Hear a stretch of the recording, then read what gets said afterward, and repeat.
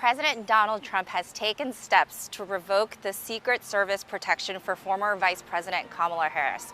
What happened is that former President Joe Biden actually quietly extended Vice President Harris's security detail beyond the typical 6 months that former presidents gave. We didn't get a reason for it, but the AP is told that Kamala Harris personally asked President Biden for this protection. So this protection, the Secret Service detail, was supposed to expire sometime next summer.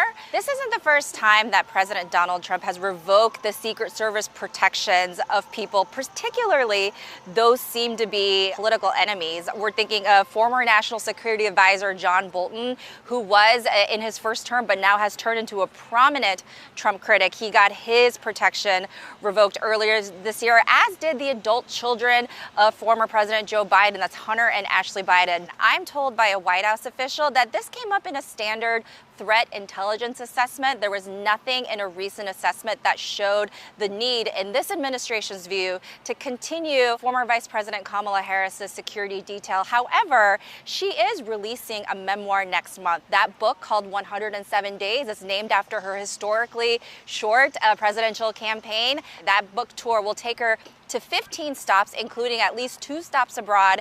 We don't yet know what is going to happen to the kind of security details that Harris may want and or may need. Former Vice President Harris lives in the Los Angeles area. We know that Los Angeles Mayor Karen Bass said she is ready to work with California Governor Gavin Newsom to make that security happen for the former vice president. This is important context here because the former vice president is not completely out of the political spotlight. She did say she is not going to run for California governor in 2026, but she is still definitely in the conversation to run for the Democratic presidential nomination in the 2028 campaign.